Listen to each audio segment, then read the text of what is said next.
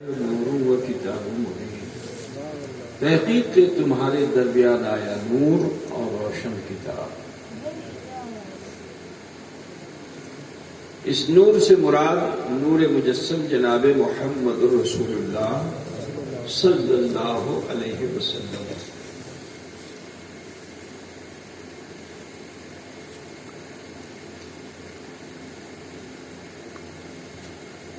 حضور صلی اللہ علیہ وسلم سے پہلے قوم کی ہدایت کے لیے جو نبی آئے ان کا نام ہے عیسیٰ علیہ السلام، اور یہ ایسے نبی ہیں کہ جو بغیر باپ کے پیدا ہوئے۔ یہ اللہ کی قدرت ہے۔ اللہ تعالیٰ نے چاہا تو آدم علیہ السلام کو، حضرت حوا کو بغیر باپ و بغیر ماں کے پیدا کر دیا۔ یہ اس کی قدرت ہے۔ اب ایک دور ایسا آیا کہ پھر اللہ تعالیٰ نے اپنی قدرت کا مظاہرہ فرمایا، اور حضرت مریم جو بڑی عابدہ، زاہدہ، متقیہ تھی، پرہیزگار تھی، اللہ نے انہیں چن لیا تھا۔ ایسی عابدہ زاہدہ تھی کہ نبی رشک کرتے تھے، نبی کی نگرانی میں تھی۔ جب کہیں نبی جانا چاہتے تھے تو بیت المقدس میں، کیونکہ ان کے والدین نے یہ منت کیا تھا کہ اگر مجھے بچہ پیدا ہوگا تو میں اسے بیت المقدس کی خادم بناؤں گا۔ تو اب بیٹے کی بجائے بیٹی پیدا ہوئی، اب منت کو پورا کرنا ہے، وہاں تو سب مرد رہتے ہیں، عورت کوئی نہیں ہے، کیسے رہیں گی؟ تو آپ کے خالو نبی تھے، انہوں نے ذمہ داری لے لیا کہ ٹھیک ہے میں ان کی نگرانی کروں گا۔ تو جب کہیں جاتے تھے آپ تو تالا بند کر کے چلے جاتے تھے حضرت مریم کو، اور جب لوٹ کر کے آتے تھے دروازہ کھولتے تھے تو اللہ کی قدرت، اللہ پتھر کے کیڑے کو روزی دیتا ہے تو اپنی اس نیک بندی کے لیے روزی کیوں نہیں ہوگی؟ ہے نا؟ بے موسم کا پھل جو ہے اس کوٹری میں رکھا ہوا ملتا تھا تو نبی جو ہے وہ حیرت کرتے تھے، یہاں تک کہ نبی نے اللہ سے اسی مریم کے وسیلے سے اللہ نے دعا کی اور اللہ نے ان کی دعا کو قبول کیا۔ سبحان اللہ۔ اب حضرت مریم کو اللہ تعالیٰ نے چن لیا، تو جب اللہ تعالیٰ نے حضرت مریم کو چنا تو جبریل امین کو حکم دیا کہ جبریل جاؤ اور جا کر مریم کے بطن پر پھونک مارو، پھونک دم کرو، پھونک مارو۔ حضرت جبریل آئے اور انہوں نے آگے پھونک ماری، جیسے ہی پھونک ماری قدرت الہیہ نے حضرت مریم کو حاملہ کر دیا۔ آپ حمل سے ہو گئی۔ جیسے جیسے دن چڑھنے لگا تو اب حضرت مریم کو لجا بھی آنے لگی، اور اس کے بوجھے کو لے کر چلتی تو چلنا مشکل، لیٹتی تو لیٹنا مشکل، سوتی تو سونا مشکل، اٹھتی تو اٹھنا مشکل۔ گربھاوستھا میں تو آپ جانتے ہیں کہ اسویدھا ہوتی ہے نا؟ حضرت مریم کے ساتھ بھی ایسے ہی ہوا، اور جب زیادہ تکلیف ہوتی تو نبی آگے تسلی دیتے۔ یہاں تک کہ سمے پورا ہوا 9 مہینہ۔ اب جب 9 مہینہ پورا ہو گیا، ولادت کا وقت آیا تو حضرت مریم کے پاس کوئی نہیں مدد کے لیے، کوئی سپورٹ کرنے والا نہیں، اور درد ذہ شروع ہو گیا، پیدائش کا درد۔ اب جو درد زہ شروع ہوا تو آپ زمین پر ماہی بے آب کی طرح تڑپ رہی تھی. زندگی اور موت کی کشمکش سے ایک ماں گزرتی ہے جس وقت اس کے بدن سے بچہ پیدا ہوتا ہے. آسان بات نہیں ہے. حضرت مریم تڑپ رہی تھی, اللہ کو بھی رحم آ گیا تو اللہ نے فرشتے کو بھیجا کہ فرشتے جاؤ اور جا کر میری بندی مریم سے کہہ دو کہ سرانے جو کھجور کا تنا ہے اس کو مضبوطی سے پکڑ لے. آدمی جب نشتوں میں ہوتا ہے کوئی سہارا مل جائے تو اپنی پوری طاقت لگا دیتا ہے. جیسے تمہارے وہاں اگر کسی کے اوپر سمجھ لو اوپرا ہے, جن آ گیا ہے نا, تم لوگ کہتے ہو, جن آتا نہیں ہے تم لوگ کہتے ہو, یہ بھی سمجھ لو. بنگال میں تو چھینک بھی آ جائے تو جن آ جاتا ہے نا. سیدھا آگے بولتا ہے حضور جن آ گیا. اچھا کیا ہوا؟ کہا اس کو بہت زیادہ چھینک آ گئی, بہت نزلہ ہو گیا, بہت زکام ہو گیا. نزلے زکام کو بھی تم جن سمجھتے ہو. یا حالت ہے تمہاری, اتنا وہم تمہارے دماغ میں بھر دیا گیا ہے. گنجا تعویذ کرنے والوں نے اتنا وہم بھر دیا ہے کہ اگر پتا بھی کھڑ گئے تو کہے گا کہ جن آ گیا. اللہ کی ذات پر کامل یقین رکھو, ذہن سے ایسے فطور کو نکالو. ٹھیک ہے نا؟ ہاں سنو, اب جب کہتے ہو جن آ گیا, اب وہ اچھل کود کر رہی ہے تو اس کو سنبھالنے کے لیے اس کا بھائی اس کا باپ اس کو پکڑ کر کے چاہتا ہے کہ کنٹرول میں آ جائے, لیکن وہ اپنی پوری طاقت لگاتی ہے تو 2 آدمی کو پھینک دیتی ہے. اب جو 2 آدمی کو اس نے پھینکا تو کہاں بھی لگتا ہے بہت بڑا جن آ گیا. ایسا ہوتا ہے کہ نہیں ہوتا ہے نا؟ ایسا کچھ نہیں ہے. تمہیں بھی اگر بیتھا ہوگی, درد ہوگی نا, تو تم اس بیتھا اس درد کی وقت جو ہے تمہارے اندر بھی تمہاری وہ طاقت جو چھپی ہوئی پڑی ہے تمہاری باڈی میں وہ تمہارا ساتھ دیتی ہے. بات سمجھے نا؟ وہ تمہارا ساتھ دیتی ہے. تو درد کے سمے, تکلیف کے سمے اگر جو چیز مل جاتی تو انسان اس کو پوری طاقت سے کر رہا ہے. بولو نا, طاقت دوگنا ہو جاتی ہے. اس کو جن شیطان مت سمجھو.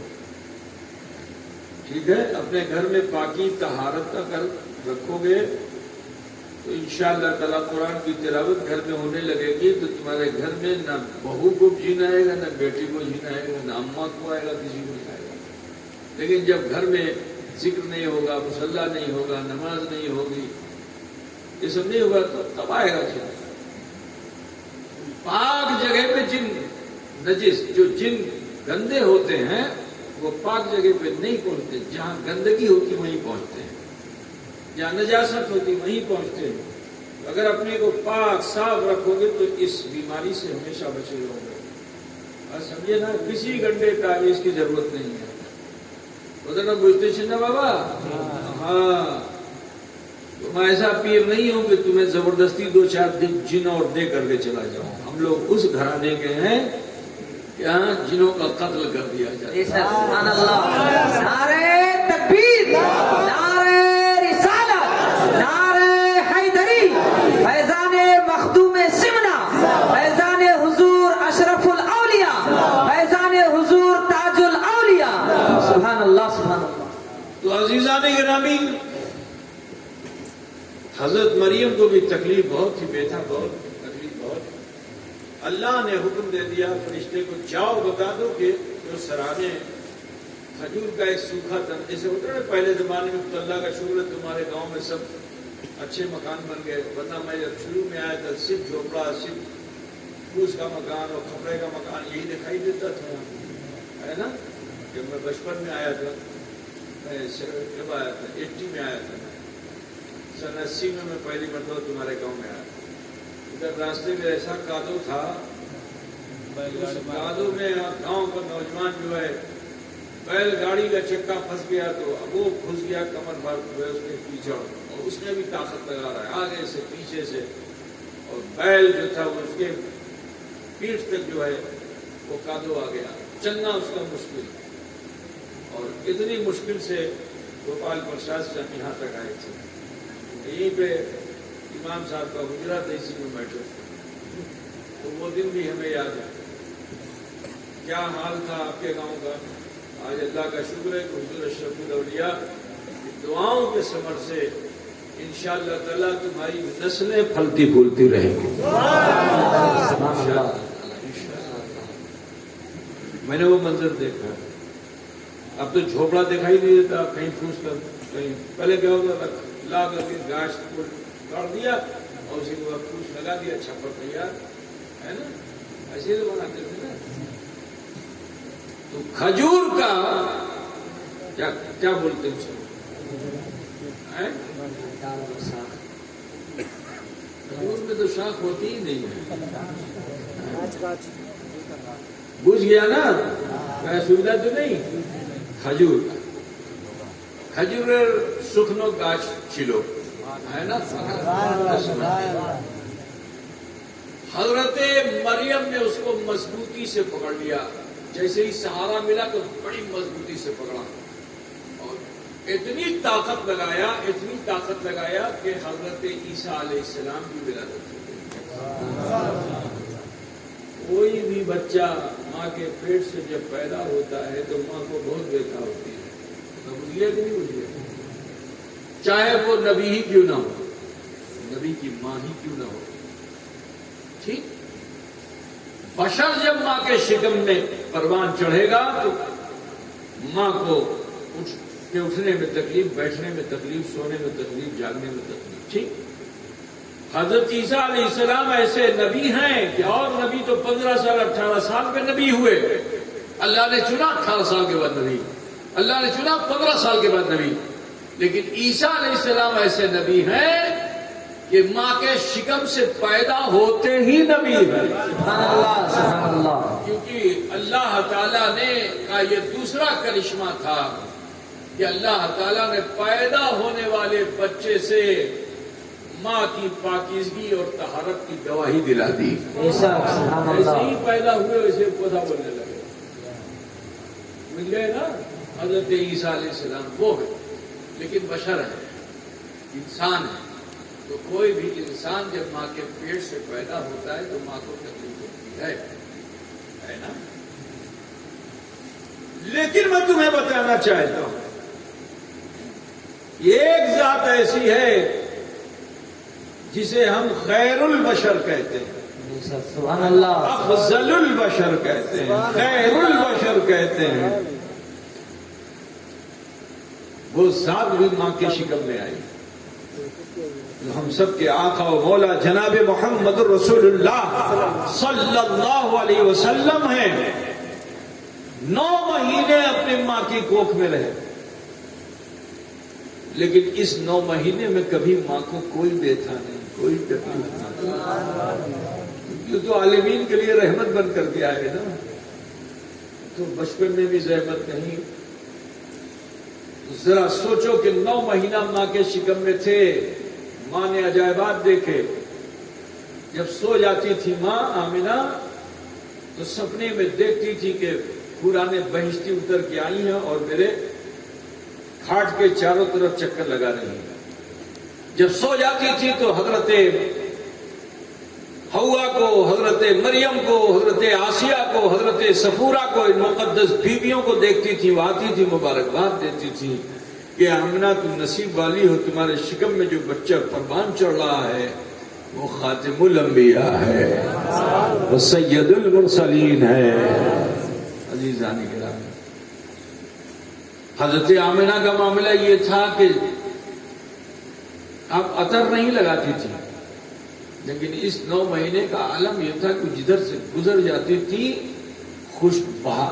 फिजाओं में खुशबू फैल जाए, खुशबू फैल जाए करती थी। हजरत आमिना फरमाती है कि जब मैं रात में अंधेरे में निकलती थी तो मेरी बॉडी से रोशनी निकल पड़ती थी, इतना उजाला निकलता था कि मैं उससे अपने रास्ते को पा लेती थी। मेरे जी जरा ख्याल कीजिए, क्यों ऐसा है कि बशर ईसा भी है तकलीफ, بشر محمد رسول اللہ بھی ہے مگر ماں کو تکلیف نہیں. تو اس کی ایک وجہ میں آپ کو بتا دوں مسلمانوں. آپ لوگوں کو وہاں ندی ہے نا، ندی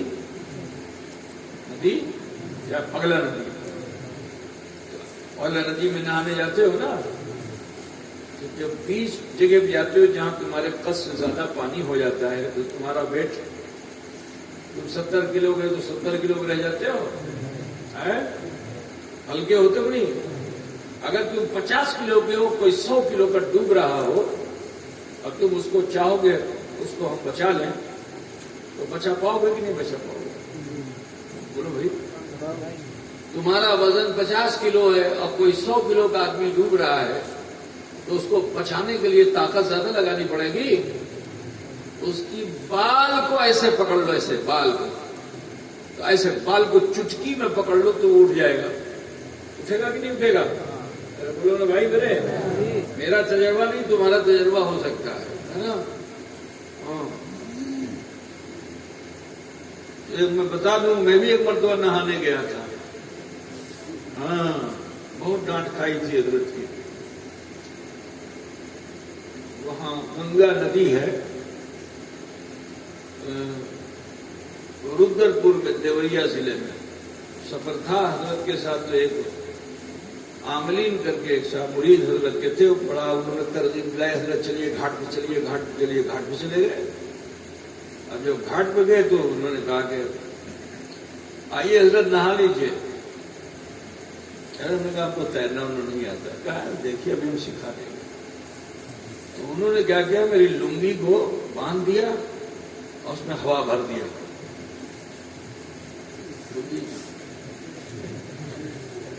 لنگی کو باندھ کر کے اس میں انہوں نے ایسے کیا، ہوا بھر گئی اور اس کو اب سہارا دے کر دیتا ہوں. میں بھی اسے تیرنے لگا لنگی کے سہارے.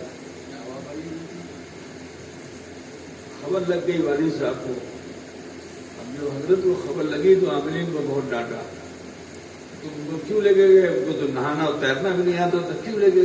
بہت ڈانٹا ان کو. وہ مجھے یاد ہے ابھی تک. تو بہرحال ندی میں آدمی کا وزن کم ہو جاتا ہے نا. ایسا نہیں کہ وزن ختم ہو جاتا ہے، وزن وہی رہتا ہے مگر ویٹ لیس ہو جاتا ہے. اس لیے کیونکہ زمین کی جو گریوٹی ہے، زمین میں کشش ہے. آپ کا وزن آپ کو کیوں صحیح لگتا ہے؟ اس لیے کیونکہ زمین آپ کو اپنی طرف کھینچ رہی ہے. تو جب اپنی طرف کھینچ رہی تو آپ کو آپ کا وزن پتہ چل رہا ہے. لیکن اگر آپ پانی میں ہو یا اسپیس میں ہو تو وہاں آپ کا ویٹ ہلکا ہو جائے گا. اب آپ چل نہیں سکتے ہو، آپ کو تیرنا ہی پڑے گا. ہوا میں بھی، فضا میں بھی تیرنا پڑے گا، پانی میں بھی تیرنا پڑے گا. خدا بھول گیا نا. میرے عزیز، بلا تمثیل و تشبیہ مجھے کہہ لینے دو کہ وہ مصطفیٰ جو بشر، ان کی بشریت سے کوئی انکار نہیں کر سکتا، لیکن وہ ہم جیسے بشر نہیں ہیں. ان کی حقیقت نور ہے. تو سنو، بشریت کے وجود پانے سے پہلے اللہ نے نور کا گھیرا دے دیا. تو جب نور کے گھیرے میں مصطفیٰ کی بشریت پروان چڑھ رہی تھی تو ماں کے شکم میں بشریت مصطفیٰ بیٹھ لیس ہو گئی.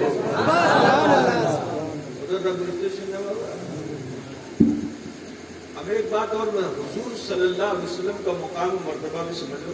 اس میں سارے عقیدے والے جو عقیدہ رکھتے ہیں، سب کا عقیدہ یہ ہے کہ حضور صلی اللہ علیہ وسلم جب پیدا ہوئے تھے، ہم اور آپ جب پیدا ہوئے تو ایک ہوتا ہے ناڑا. ناڑا بولتے کیا بولتے ہیں؟ اس کو کاٹا جاتا ہے، اس کو کاٹا جاتا ہے، مان سے باڈی سے اس کو الگ کیا جاتا ہے.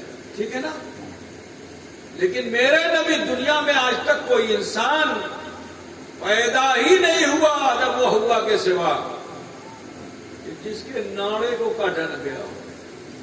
لیکن میرے رسول وہ ہیں کہ جب دنیا میں تشریف لائے تو ناڑا کاٹنے کی ضرورت نہیں، کیونکہ ان کا ناڑا کٹا ہی ہوا تھا. کیوں؟ اس کی وجہ یہ ہے، اس کی وجہ یہ، ہم تم اسی ناڑے کے ذریعے سے ماں کے شکم میں فیڈنگ کر رہے تھے. ٹھیک ہے نا, اسی سے تو ہمیں فیڈنگ مل رہی تھی نا. لیکن رسول پاک صلی اللہ علیہ وسلم وہ ہیں کہ جو اس ذریعے کے بھی محتاج نہیں ہیں, ہے نا. اللہ کے رسول کو ماں کے شکم میں اگر صرف گردن میں ناڑا پھنس جائے تو ڈاکٹر بولتا ہے جلدی سے آپریشن کر دو. چے جائے کہ ناڑا باڈی سے الگ ہو جائے, وہ باڈی دونوں الگ ہو جائے تو نہ ماں بچے گی نہ باپ نہ بیٹا بچے گا. ٹھیک ہے نا. لیکن اللہ کی قدرت دیکھو کہ اللہ کی قدرت نے بشیرت محمدی کو ماں کے شکم میں رکھا. ہمیں تمہیں ناڑے سے فیڈنگ ہوتی ہے, اور اللہ وہ ہے کہ جو محمد رسول اللہ کو کھلاتا بھی ہے اور پلاتا بھی ہے. تو حضور نور ہے. اب میں بہت زیادہ لمبی چوڑی تقریر نہیں کروں گا, سمے بہت ہو چکا ہے. بس اتنا جان لو کہ حضور کا سرتاپا نور ہے. حضور جس سواری پہ بیٹھ جائیں وہ سواری بھی نور ہو جاتی ہے. جس لباس کو پہن لے وہ لباس بھی نور والا ہو جاتا ہے. ٹھیک ہے نا. حضور صلی اللہ علیہ وسلم جس چیز کو چھو دیں وہ چیز بھی نور والی ہو جاتی ہے. ٹھیک ہے نا. ایک صحابی تھے, کالے بہت تھے. ٹھیک ہے. حضور صلی اللہ علیہ وسلم ان کے گال پہ ہاتھ پھیر دیا. ایک ہی طرف پھیرا تھا, دونوں طرف نہیں پھیرا, ایک طرف پھیر دیا. ایسے پھیر دیا نبی نے ہاتھ, تو نور کا ہاتھ جو ان کے گال پہ پڑا نا, تو ان کی ایک طرف جو کالا تھا چہرہ, ایک طرف جو ہے نور والا تھا چہرہ. بات سمجھے نا. نبی کا ہاتھ پھر گیا تو یہ چہرہ ان کے چہرے کا رنگ بدل گیا. ایک صحابی تھے, حضور صلی اللہ علیہ وسلم نے اپنا نور والا ہاتھ صحابی کے سر پہ رکھ دیا. تا حیات ان صحابی کا بال جو ہے سفید نہیں ہوا. برادران ملت اسلامی, تو حضور صلی اللہ علیہ وسلم کی نورانیت ہے. میرے عزیز, میں آپ کو بتاتا چلوں, رامستان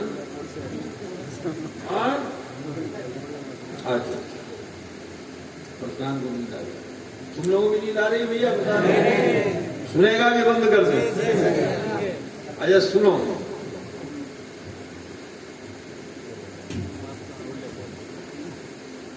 شروع میں نے بتایا کہ ایک صحابی تھے جو عشاء کی نماز میں آنے سے ان کو تھوڑا سا سنکوچ ہوا, تکلف ہوا, تو انہوں نے نبی سے ایسا کہا. اسی طرح کے ایک واقعہ تمہیں پیش کر کے میں اپنی بات کو ختم کر دوں. ایک صحابی ہیں, اپنے گھر میں بیٹھے ہوئے تھے, عشاء کا وقت ہو گیا. اب جیسے ہی عشاء کا وقت ہوا انہوں نے لاٹھی سنبھالی. بوڑھے آدمی تھے, کمر جھکی ہوئی تھی. 2-4 قدم جو چلے تو بیٹے نے دیکھ لیا. اب جو بیٹا نے دیکھا, چھیلا نے دیکھا, تو کہا بابا کوتھا جا میں؟ کہا تم کو پتا نہیں نماز عشاء کا وقت ہو چکا ہے, میں مسجد نبی جاؤں گا. تو بیٹے نے محبت میں کہا کہ بابا جان مشٹی بہت ہو گئی ہے, راستے میں کادو ہے, سکھانے چلے جا بے. صحابی کو جلال آ گیا. بیٹے کو دیکھا اور فرمایا تو مجھے صحبت مصطفیٰ سے روک رہا ہے, تو مجھے نبی کے پیچھے نماز پڑھنے سے روک رہا ہے. کیا تو گارنٹی دیتا ہے کہ میں صبح تک زندہ رہوں گا؟ بیٹا بھی صحابی تھا, چپ ہو گیا. سعادت مند بیٹا تھا, تو باپ کے پیچھے پیچھے بیٹا بھی چلا, یہ سوچ کر کہ جدی بابا گریں گے تو ہمیں کیا بولتے ہیں,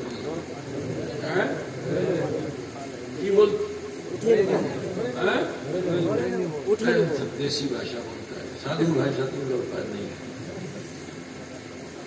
کی کرو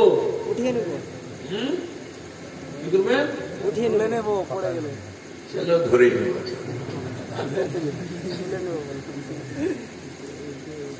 آگے آگے باپ پیچھے پیچھے بیٹا. اب باپ چل رہے ہیں تو کادو ہے, تو کادو میں تیز تو چل نہیں سکتے. بوڑھے آدمی ہیں, پیر ادھر رکھتے ہیں تو ادھر پڑتا ہے. بڑی مشکل سے راستہ طے کر رہے ہیں. وہاں پہنچے تو عشاء کی نماز ہو چکی تھی, اور حضور صلی اللہ علیہ وسلم کی محفل لگی ہوئی تھی. اللہ کے رسول واس کر رہے, تقریر کر رہے. بھیڑ بہت تھی, پوری مسجد فل تھی. کوئی جگہ نہیں. تو صحابی کو کونے میں پیچھے کہیں جگہ ملی, باپ بیٹے بیٹھ گئے. اب جب حضور صلی اللہ علیہ وسلم نے واز کو ختم کیا تو نبی سے کوئی چھپ سکتا ہے؟ بولیے, جب خدا نہیں چھپ سکتا ہے تو بندہ کیسے چھپے گا؟ اور کوئی غیب کیا تم سے نہا ہو بھلا, جب نہ خدا ہی چھپا تم پہ کرو. نبی تو دل کا حال جاننے والے. جیسے ہی محفل ختم ہوئی اچانک نظر ڈالی فلاں اخنے عاشو. جیسے ہی نبی نے نام لے کر کے بلایا کہ فلاں اخنے عاشو, صحابی کی تو معراج ہو گئی. وہ بوڑھے صحابی کہ جو اٹھنے بیٹھنے میں جن کو مشقت تھی ان میں ایک کرنٹ آ گیا, جوش آ گیا. میرے نبی نے مجھے بلایا, مثال کے طور پر گوریا نگر کا کوئی آدمی, اور اچانک جو میرے پاس زیادہ آتا جاتا بھی نہیں ہو, بس آئے سلام کرے مسافہ کرے چلا جائے, اور میں اس کا نام لے کر کے بلا دوں تو بولو خوش ہوگا کہ نہیں ہوگا؟ بولیے, اس کی تو معراج ہو جائے گی, ہے نا میرے عزیز. تو نبی نے جب نام لے کے بلایا نا تو صحابی تو خوشی سے پھولے نہ سمائے کہ رسول اللہ کی نظروں میں میں ہوں. جوش میں کھڑے ہو گئے اور 2 قدم چلے, آخر لاٹھی کو لیا, جلدی چلوں. فوراً دل نے کہا کیا تو رہے ہو, کہیں ایسا تو نہیں کہ محفل میں بیٹھے تھے کہیں کوئی کھوتی تو نہیں کی؟ جیسے ہی یہ خیال آیا تو رونگٹے کھڑے ہو گئے, چہرے کا رنگ پیلا پڑ گیا, بدن کانپ گیا. یہ ہمیں کچھ کھوتی کر لوں گا کہ کیوں حضور ڈاکچن من میں خیال پیدا ہوا.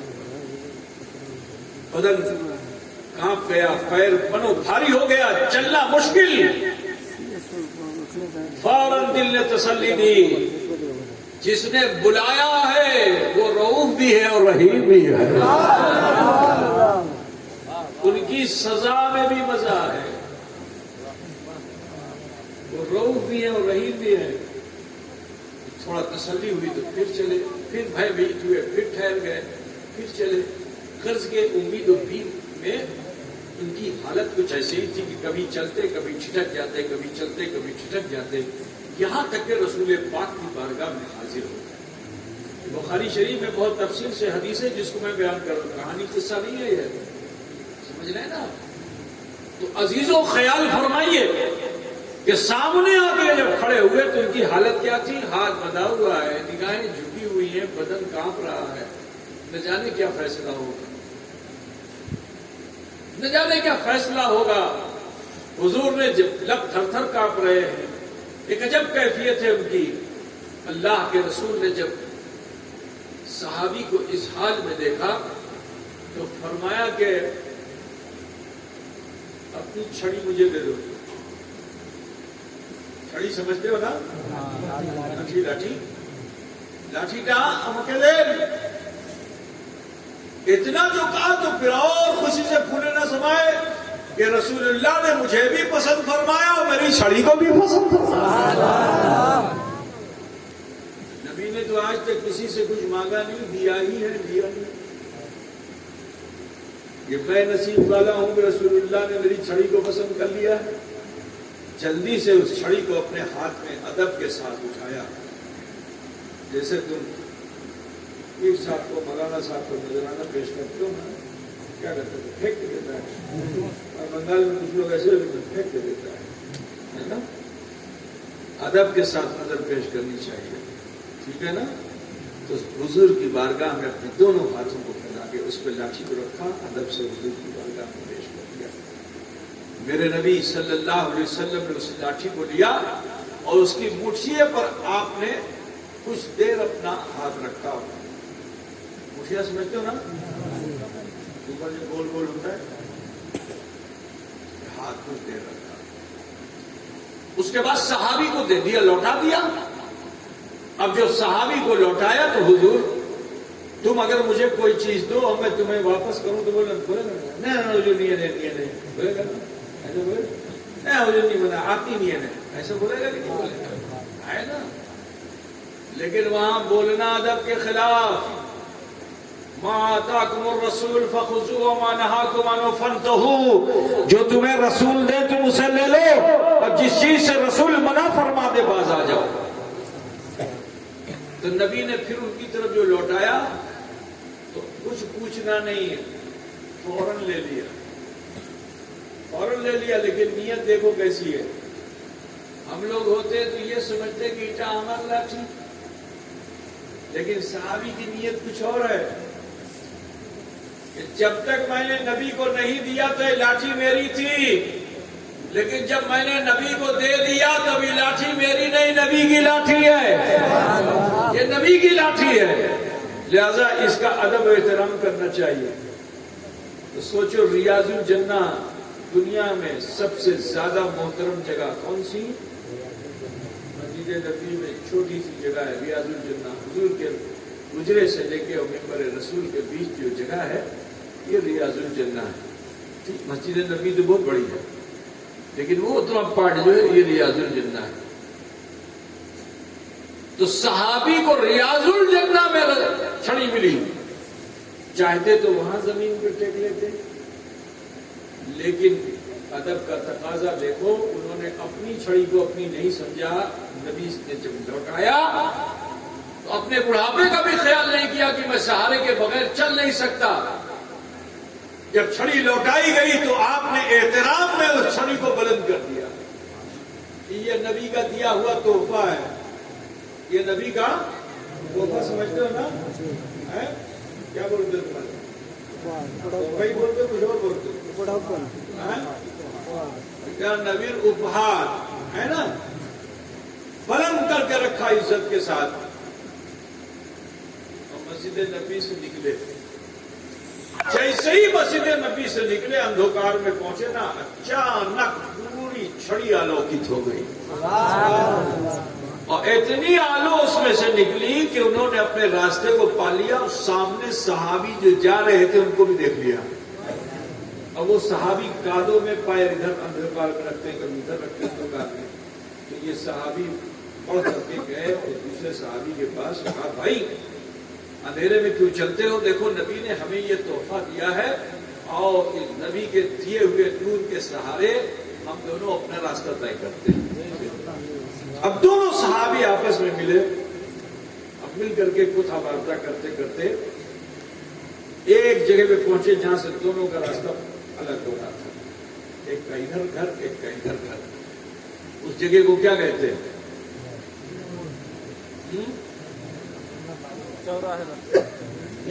गुड़िया नगर में ये रास्ता है, एक इधर आ गया, एक उधर चला गया। क्या बोलता है?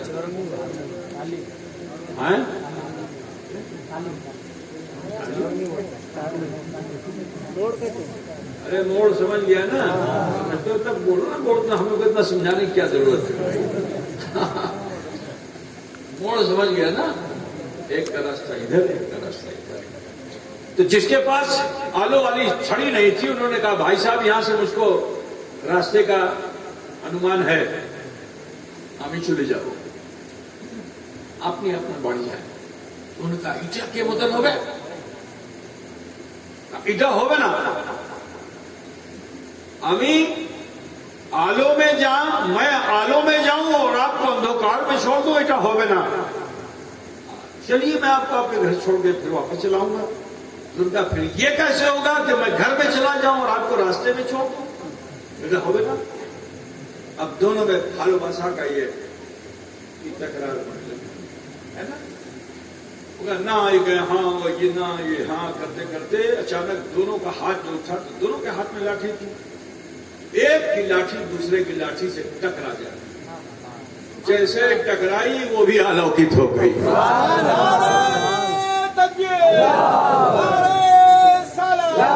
ये मेरे मुस्तफा के नूर की तासीर, खुद नूर है, जो वाबस्ता हो जाए वो नूर वाला हो जाए। अब यहां से जो मैं रिजल्ट देना चाहता हूं वो भी सुन लो। लाठी नूर वाली हो गई, उस लाठी से टकरा कर दूसरी लाठी नूर वाली हो गई। जरा सोचो एक गुरिया नगर के मुसलमानों, आसपास से आए हुए मुसलमानों, तुम्हारी निस्बत कैसे कैसे है। तुम अशरफुल औलिया के मुरीद, अशरफुल औलिया ताजुल अस्फिया के मुरीद, है ना। और फिर वो सिलसिला चलते चलते चलते चलते हुजूर तक पहुंचा। ये कड़ी पाई ना तुमने, बोलो, ये तो मुरीद वाला सिलसिला हो गया।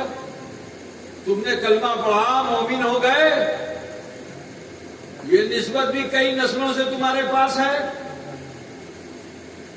छड़ी तो रोशन हो गई, लेकिन ऐ मुसलमानों, तुम क्यों नहीं आलोकित हो? तुम क्यों नहीं रोशन हो? तुम्हें भी तो रोशन होना चाहिए। तुम्हें भी रोशन, तुम्हारे बाप दादा रोशन थे, तुम नहीं हो। अगर बाप दादा रोशन नहीं होते तो इस कुफ्र की बस्तियों में इस्लाम नहीं फैलता, लाठी डंडे और हथियार और बम से नहीं फैला था।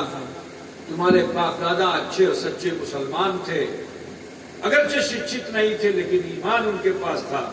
जहां खड़े हो गए वहीं इस्लाम की रोशनी फैल गई थी। आज क्या वजह है कि ये इस्लाम फैलता हुआ नहीं दिखाई दे रहा है? उसकी एक वजह यही है कि वो नूर जो हमारे चेहरों पे होना चाहिए था, वो हमारे सीने में है। हम ईमान वाले हैं, कलमा पढ़ने वाले हैं, नबी के आशिक हैं। यकीन जानो, चिरागे मुस्तफवी हमारे सीनों में जल रहा है, ठीक है ना। इश्क़े चिरागे मुस्तफवी हमारे सीनों में जल रहा है, लेकिन उसकी आलो बाहर नहीं आ रही है, उसकी रोशनी बाहर नहीं आ रही। लालटेन देखा है कि देखा आपने? देखा है। अभी तो शेष हो गई, चाइना ने तो खत्म कर दिया। देखा है ना लालटेन, ठीक ना। तो क्या होता है, नीचे एक डब्बा होता है, उसमें एक चाबी होती है, उसके ऊपर शीशा होता है, यही तो है लालटेन, है ना। कभी कभी जलते जलते लालटेन में जो बत्ती होती है वो टेढ़ी हो जाती है। अब जो टेढ़ी हो जाती है तो आगुन तो रहती है, मगर अब उसमें से धुआं निकलने लगता है, और वो धुआं निकल के तुम्हारे उस लालटेन के शीशे पे छाता चला जाता है। धीरे धीरे करके पूरा शीशा काला हो जाता है। ऐसा होता है ना। आलो अंदर है मगर रोशनी बाहर नहीं आ रही। क्यों? क्योंकि शीशे के ऊपर क्या है? क्या है? काला है ना, धुआं है, ठीक है। धुआं उसको लगाओ। तो आप लोग क्या करते हो? अगर कोई ऐसी लालटेन देख लो तो क्या करोगे? फौरन उसका शीशा बाहर करोगे, एक कपड़ा लेकर के शीशे को साफ कर दोगे, और फिर कैंची लेकर उस बत्ती को काट दोगे जो टेढ़ी हो गई है। अजय बाबा, उस बत्ती को काट दोगे जो टेढ़ी हो गई है, और फिर लौ आगुन लगा करके लौ को सीधी करोगे। अब जब आग की लौ सीधी हो जाएगी तो फिर वो शीशा जो साफ किया है तुमने वो उसके ऊपर चढ़ा दोगे। अब जब चढ़ाओगे तो बोलो, रोशनी अंदर जो है वो बाहर आएगी कि नहीं आएगी? आएगी ना। बिला तमसील और तशबीह मुझे कह लेने दो, आज हमारा सीना उसी लालटेन के मानिंद हो चुका है कि जिसके गुबार ने शीशे को सियाह कर दिया है। आज हमारी हालत क्या हो गई है कि हमने भी अपनी लौ को टेढ़ा कर दिया है, ठीक है। हम टेढ़े हो गए हैं, हमारी लौ टेढ़ी हो गई है, हमसे धुआं निकल रहा है। किस चीज का? झूठ का, चुगली का, गीबत का, जुल्म का, खता का, ठीक है ना, जुर्म का, बुराइयों का। ये धुआं उठ उठ करके कहां लग रहा है? हमारे शीशाए दिल पे लग रहा है। गुनाहे कबीरा कर डाला, गुनाहे सगीरा कर डाला, इससे हमारा दिल हो गया काला। नबी ने तो फरमाया कि दिल पर जंग लग जाता है। क्या लग जाता है? गुनाहों का जंग। समझते हो नहीं? मिर्चा को क्या बोलते हैं?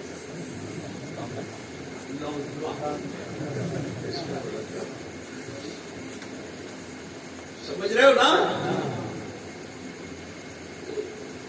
क्या फरमाया, जिसे संग लग जाता है, संग को छुड़ाया जाता है, इतनी तक नहीं होती, होता है ना, घिस घिस के तब जाके छूटता है। लेकिन है अजीजो, अगर तुम चाहते हो कि तुम भी चमको और तुमसे एक जमाना चमके, तो उसके लिए जरूरी है कि फिर तुम्हें तौबे नसूहा करनी होगी।